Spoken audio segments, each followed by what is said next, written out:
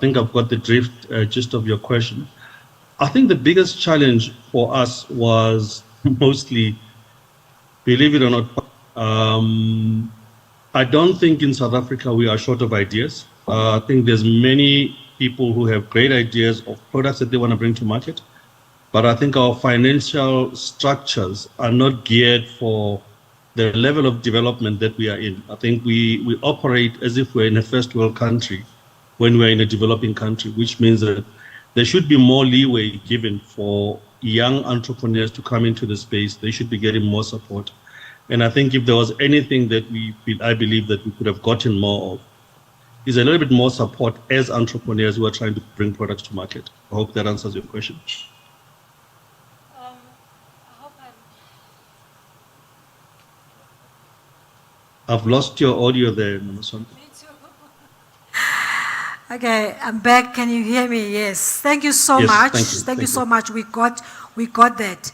And I'm going to come back to you on that question. But Mr. Matibe, if you think about biodiversity, which is your space of specialty and what you guys do, what role does it play in shaping the Limpopo tourism's offerings, and how can we ensure protection given the mega conservation areas available in this province, which are the key drivers of tourism in Limpopo?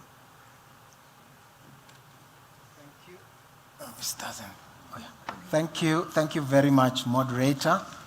Let me also ride on the back of the protocol that was asserted earlier on, recognizing our premier ministers, our MECs, executive mayors, councillors, and all distinguished guests.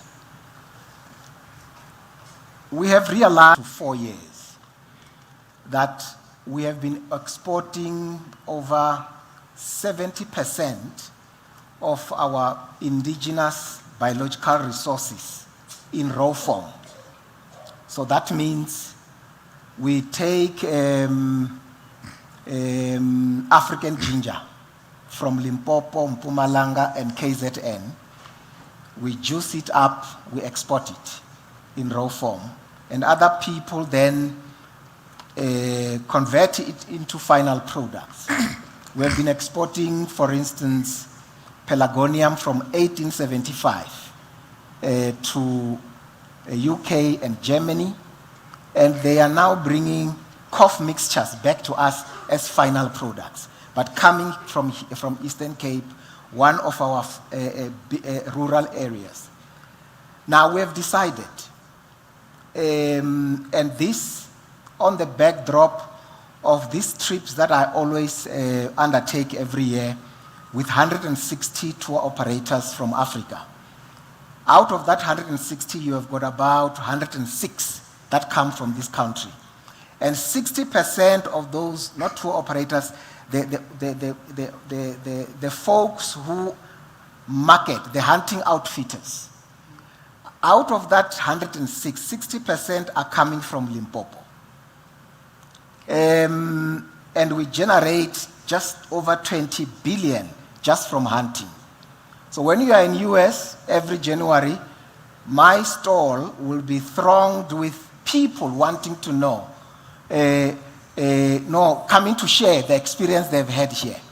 And I'm saying all this because we've decided that we're going to localize the value chain of all our IBRs, indigenous biological resources. And in this localization, we've decided that for Limpopo, and working, of course, with our MEC and working with all the entities, we should be able to bring all those 50,000 people who attend these shows to Africa, but to South Africa, but to Limpopo. How we do that?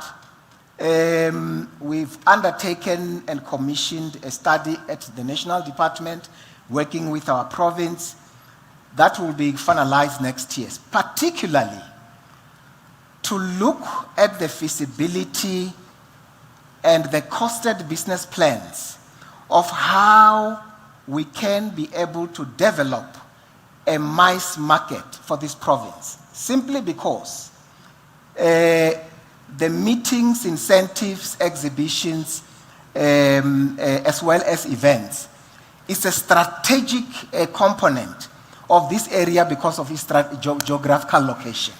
So that is why working with the province and working with the industry and investors, we are prepared, moderator, to invest on building a 10,000 capacity convention center in Polokwane under Mpe place,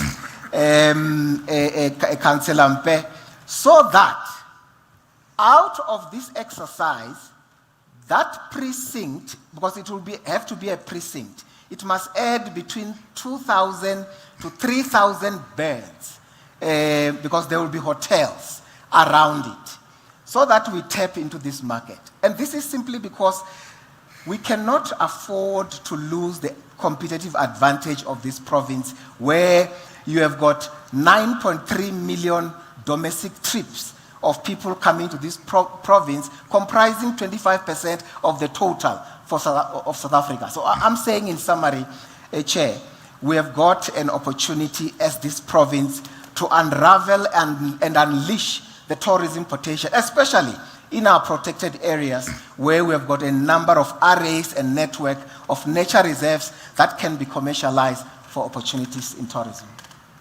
Wow. Sure. Thank you so much.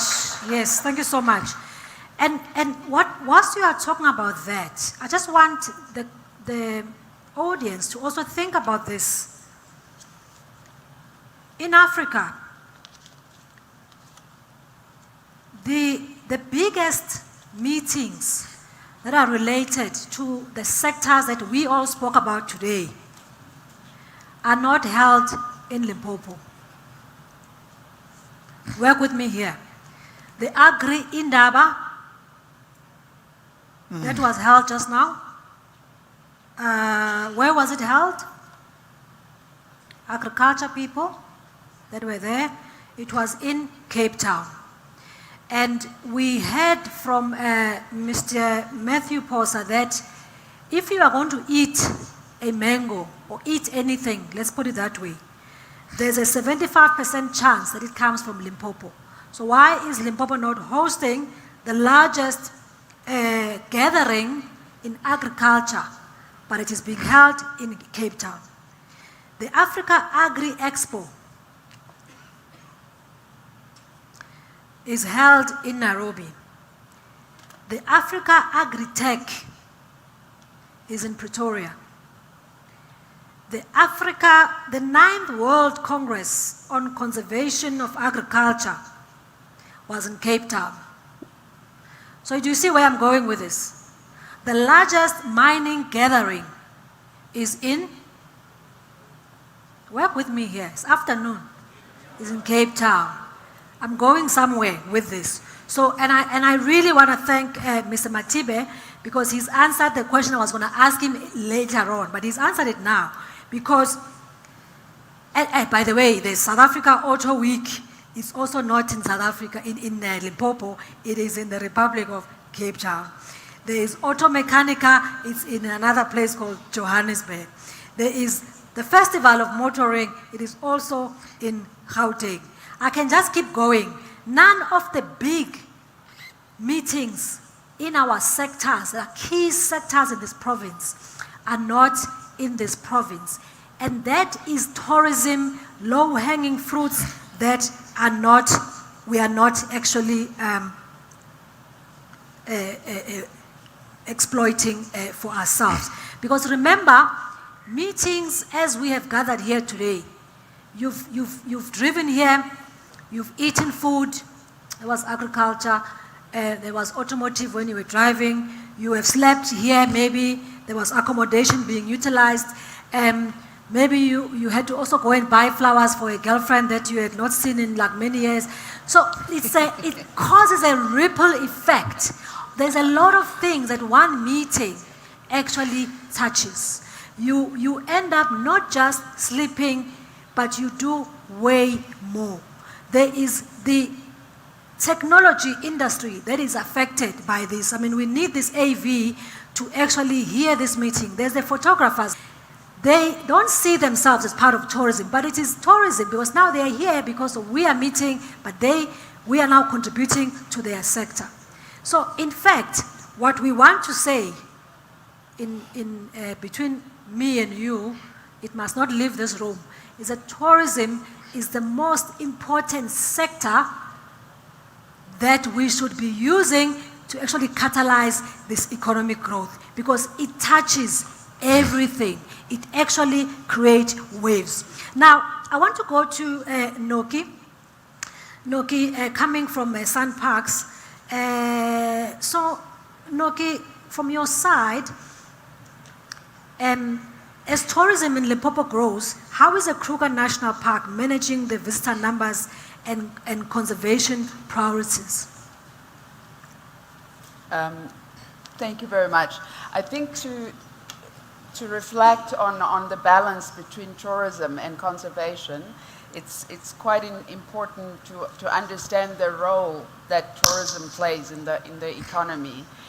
In our context as SANParks, as Kruger, the mandate is conservation. That's the priority, that's the focus as a protected area. How do you, like we've got a room full of investors. The whole point is that these things don't come cheap. They cost. It costs to look after the protection.